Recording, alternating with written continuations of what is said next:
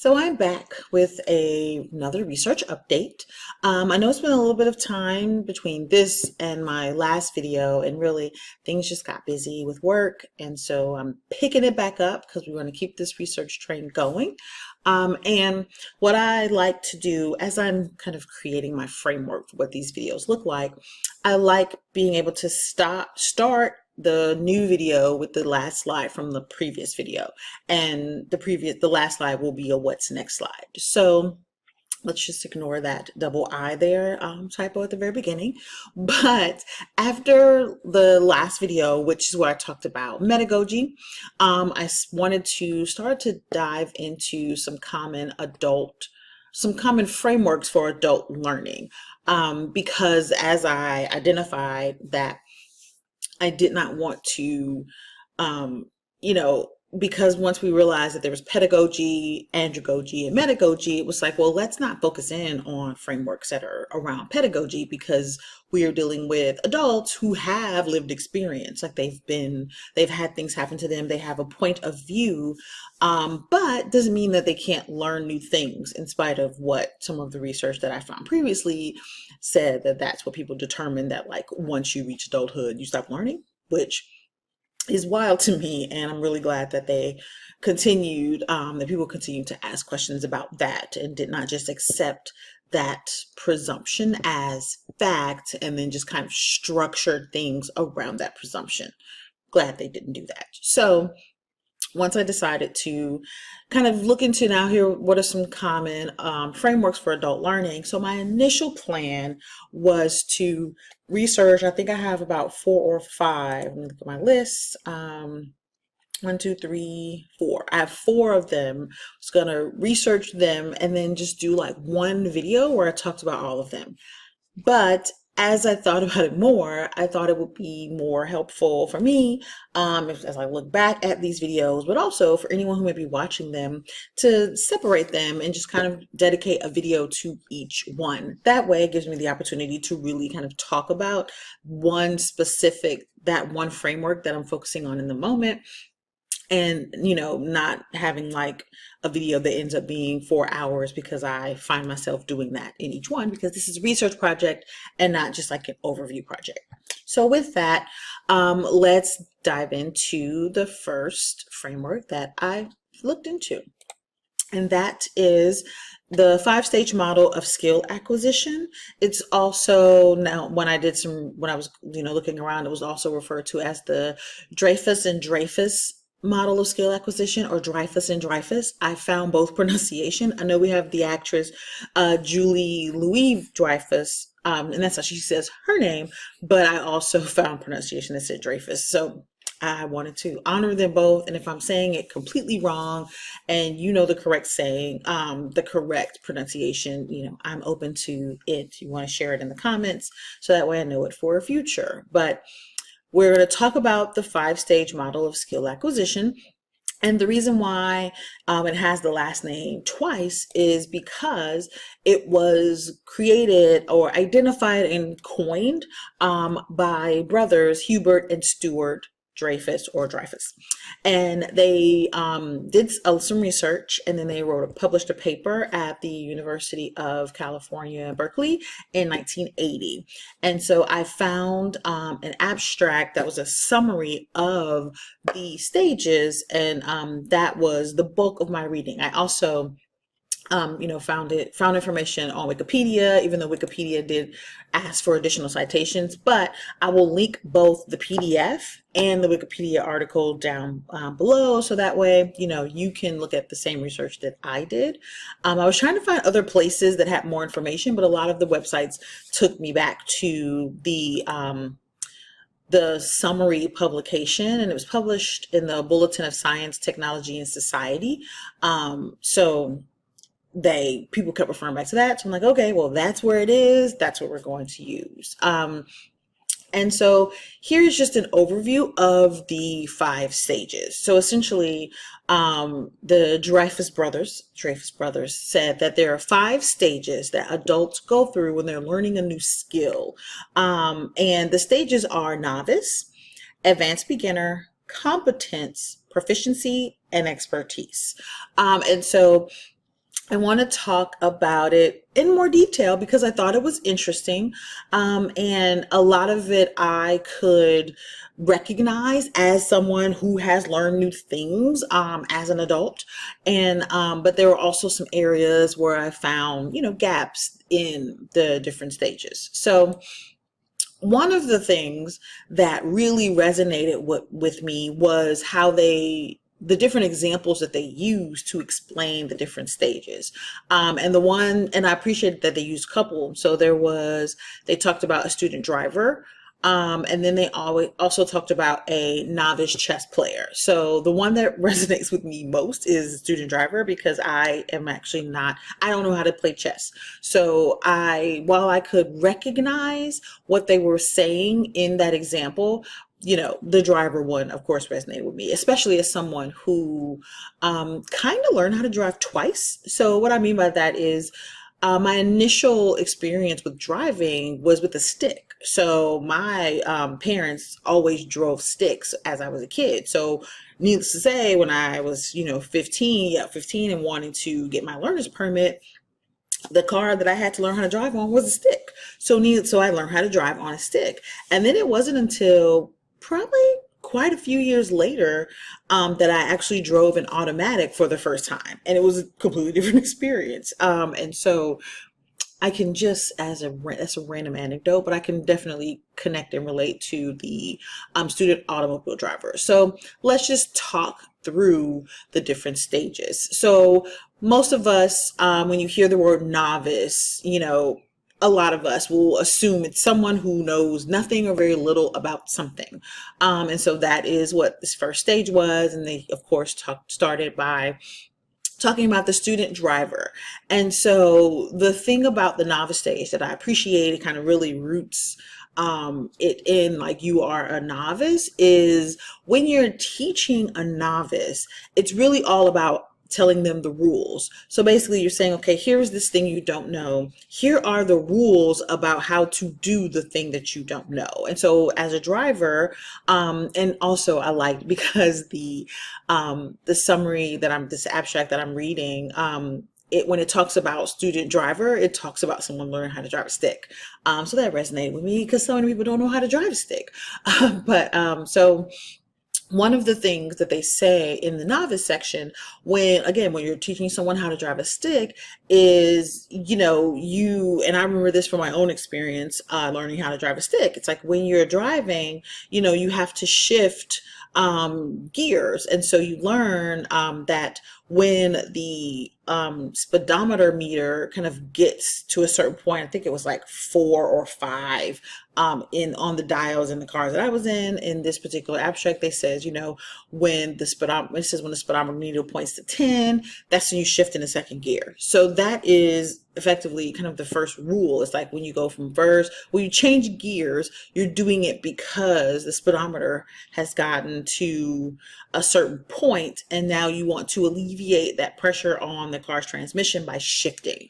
And so like that, you just learn that is a rule. And the first, when you're learning, you will forget. You forget that means that you will, shift too soon, shift too late. The clutch, you may shift aggressively so that you don't do it. You put your foot on the clutch, but then when you try to shift, you lift your foot up too soon, and so you can't actually shift it into gear. If you are a person who knows how to drive a stick, this is all making sense. If you're a person who does not, you may be looking at me like I have 3 heads, and that's fine, I understand. But ultimately, it's a process, and you have to learn the rhythm of the car you're in, but also why things need to happen the way they do.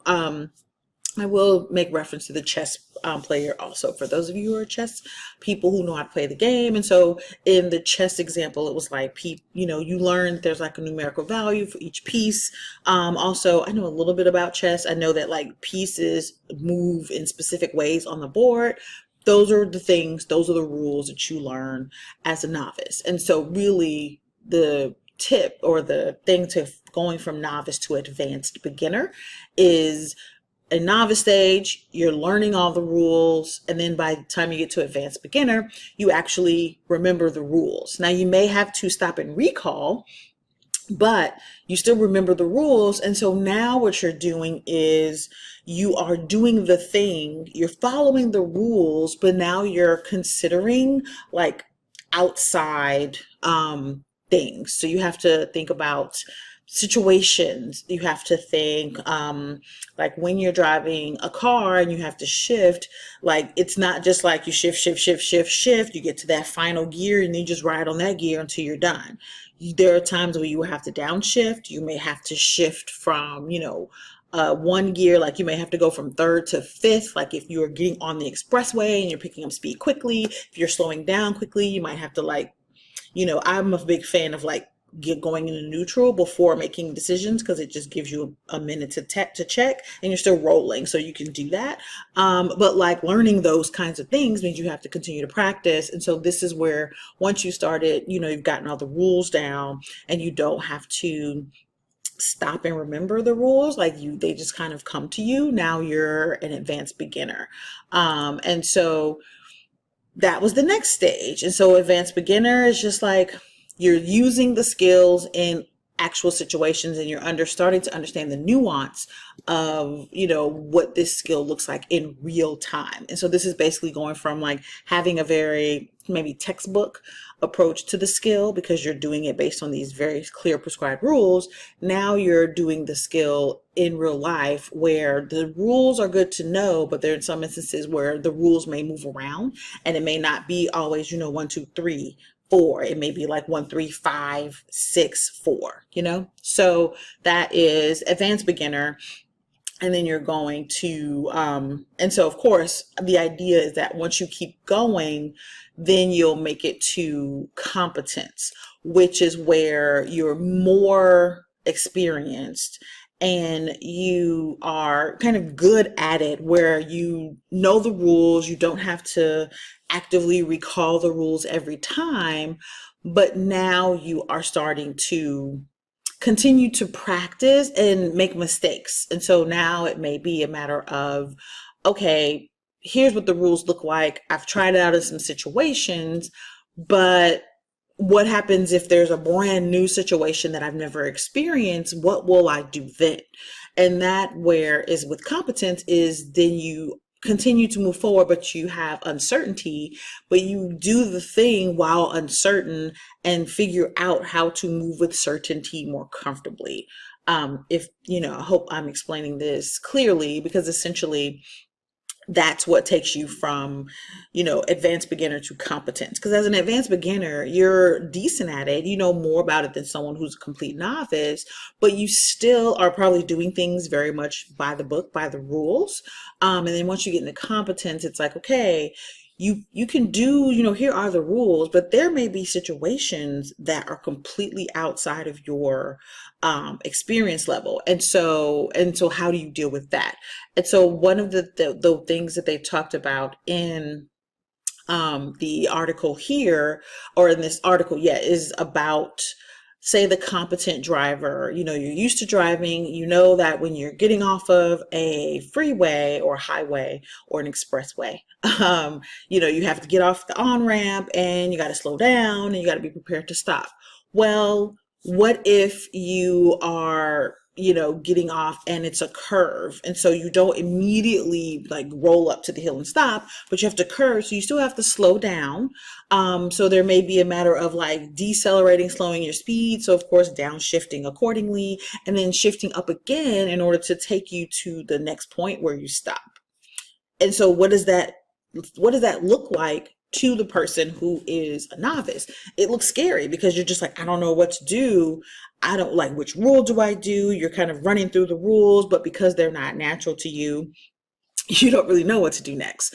And so becoming competent means you then just start to think, well, I'm in a curve, I must slow down, because if I keep going fast, I'm going to go, into the side or a ditch or off the end or whatever that means, depending on what the curve is curving around. And then I may have to speed back up again because I'm still on the expressway. And so I haven't completed that expressway exit, but I've had to do it in a different way. and just kind of figuring out what that process is. Again, as I was moving from, advanced beginner driver, driving a stick, to competence, I became a lot more comfortable being in neutral while still driving, and giving myself space to figure out, okay, and just kind of checking the speed, like what makes the most sense to shift into to keep my speed going. I was very uncomfortable doing that when I was like a novice and an advanced beginner. And so it's just really just as I got more comfortable with shifting and using the clutch and all of that good stuff, but also driving the car, I was able to access that information, but use it in settings and situations that I may or may not have practiced when I was learning how to drive. Because, when you drive a stick and you're on a hill, it turns into a whole new challenge. And I remember, the first time that happened, I really just like probably burned the clutch out a little bit, just kind of like floored it until it picked me up and took me forward. But that's not always possible, and that's not always the safest approach. And so then I learned, there's a trick you can pull the park brake up and then like slowly lower the park brake while you shift. It requires coordination. It's definitely not a beginner move, but it's a beginner person who's driving on hills in a stick move.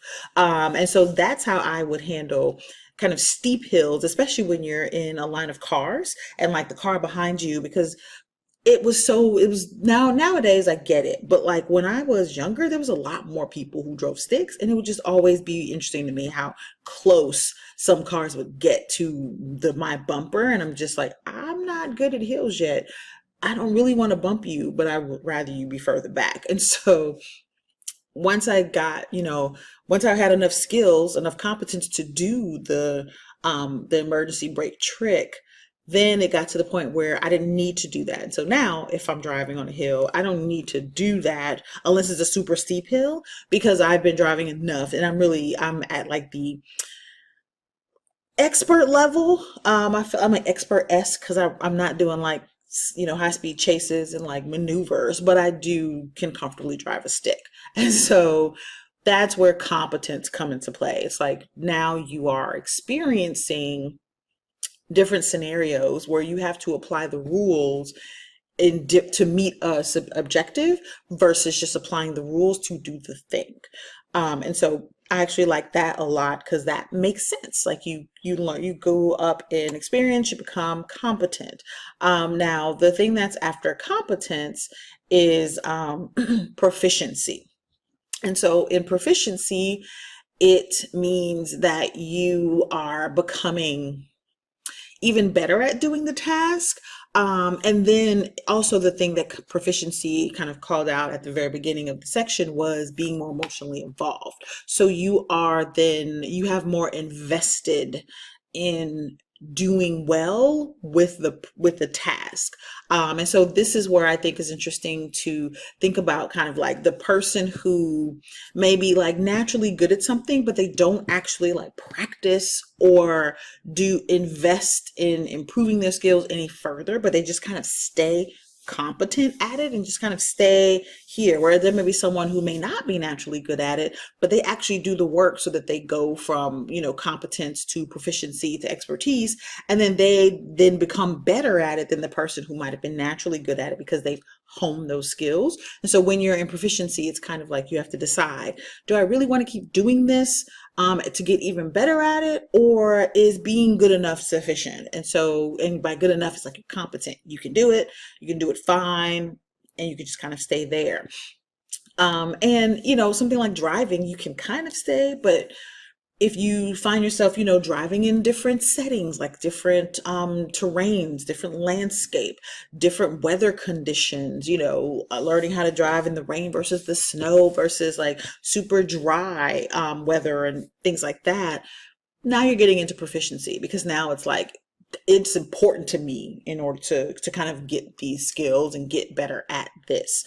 And one of the things that it says in here is that the novice and the advanced beginner, there's a level of detachment, because it's just like, here's the rules. The rules are this, and this.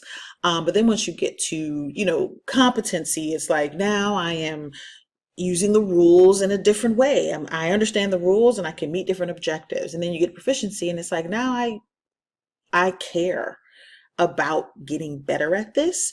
So competence is just kind of improving over the anxiety of not knowing what to do, because knowing that, well, I know the rules, and so I can use these rules to solve a problem and still do this thing. But proficiency, again, is about kind of like you're involved. And so now you're not just saying, okay, I'm going to do this thing just for the sake of doing it well, but it's like, now I have goals to reach with doing this thing. So it's like, say you might live in, I don't know, a very flat, warm place, and you would like to move to a place that is, a lot more hilly and has more rain. And so you do the kind of work to figure out how you can drive and exist in that plane, in that environment comfortably. And now you're proficient at driving in a stick because you can move between different terrains. And you set a goal in order to get better. So now it's like you're intentionally trying to improve. Another thing that I thought was interesting in the proficiency stage, when they were talking about how, like, say in the same example that I used previously about kind of like taking the curve as a competent driver, as a proficient driver, you might be taking that same curve and the day is rainy. And so now you have to think about, okay, I have to think about slowing down, but slowing down at an appropriate speed so that I don't skid or slide or hydroplane because it's rainy. That means that the ground is wet, and the levels of wet, depending on how hard it rains, will depend on how you react on the curve. And so it's very likely that the competent driver may overcorrect, undercorrect, slow down too much, cause a bit of a traffic, slow down behind them. They may be super stressed about it because it feels very uncomfortable. And because you're running through, okay, the rules about driving and accelerating and decelerating and turning and etc. Whereas proficient driver, you are just like, okay, I'm hitting the curve, it's raining, let me start to slow down here so that way I can glide around, pick up speed, and so that my tires don't skid. And your tires still may skid as a proficient driver, but it will be less because your ability to exercise what you've learned in doing the task is more fluid, essentially. And so that was, proficiency. So now let's talk about expertise. So now you're an expert. And one of the things that they said in the article that I did not necessarily agree with as much was that when you are now an expert, your intuition comes into play. Like how you do things is largely based on your intuition. And the thing that I said in my note was that I don't necessarily agree that expertise is entirely intuition. I think it's an educated intuition, and it requires you to still understand, know the rules, and be able to kind of do what you feel is the best thing to do, but you have something backing up what you think is the best thing to do. Because it said it might depend almost entirely on intuition and hardly at all on analysis and comparison of alternatives. I just think when you're an expert, you just do it much more quickly. So you're able to kind of quickly page through, okay, this is the rule, this is the rule, this is the potential thing. What can I do? What can I do? What can I do? I'm gonna do that. Versus proficient, you may say, what can I do? What can I do? What can I do? Okay, I can do that. Whereas competent, you may say, what can I do? Okay, I see what that, now what about that thing? And see how your processing just is slower. And so it's really just like the way that you process the information is quicker because you've been doing it more, and you don't have to stop and you don't have to walk through the rules mentally. You already know what the rule is, and you already know how that meets your objective or doesn't meet your objective. And so one of the things that this also made me think about was there actually does need to be kind of like a idea of thinking about emotional intelligence, because you have some people who might consider themselves experts, but really they're just proficient. And so it's like, because the way that they approach it, they don't have the expanded point of view around the thing that they're doing, so that they can do it not only in different ways, but also like add on to it, maybe make recommendations about what to do better, or how to, or here's some other ways to do it that are completely different, that go outside of the rules altogether, but you're still getting the task accomplished. And so I think emotional intelligence could definitely play in here. And so I did make a note that I noticed that that was missing.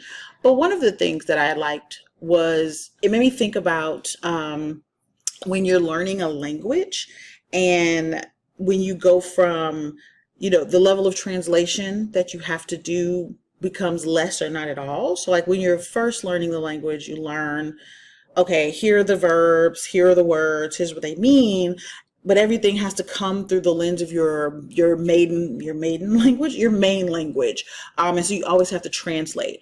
As you get better at it, your ability to translate will be quicker, but you still, when you receive the language, the new language, you have to pull it through the filter of your original language, and then you can put it back through the filter of that and put it out there in that language that you're speaking or writing, etc.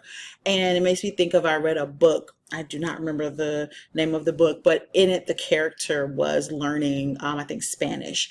And she said that in the book, it was just like, I realized that I am now fluid because I dream in Spanish. And so she could experience the language in her subconscious. And that means that it is not just, you don't have to translate. So, you don't have to translate it, because you know what the words mean, and you know what they mean in a way that you can understand them, process them in that language, and then respond in kind in that language. And so I thought that was a very interesting, it just kind of came to me as like a good comparison as well. So that is, in a nutshell, the 5-stage model of skill acquisition and what I took from it. So let's go on to the next thing. What did I learn? So while I did see that some assumptions being made as we move through the stage, like I could see, having experienced them myself as someone who's learned new things, and I appreciated, as I said at the beginning, that researchers like the Dreyfus brothers were taking the time to consider that there was room for adults to continue to learn, because again, in some of my earlier research, I found that there were scientists, experts, who had posited that adults stop learning after a certain age. And so I could relate to going through the stages, but I did see some areas where I felt like there were assumptions made. And so there were leaps or gaps that were kind of not addressed. And so with that, the next thing that I plan to discuss and do some research into is Kolb's 4 stages of learning. So that's the next learning framework that I'm going to look into. So thank you again if you stuck around with me through this whole process. Thank you for watching. If you have thoughts, or if you have researched this, or you have some insight into this and want to share those thoughts below, would love to read them and chat with you in the comments as I continue my research project. So thanks, and I look forward to seeing you in the next video.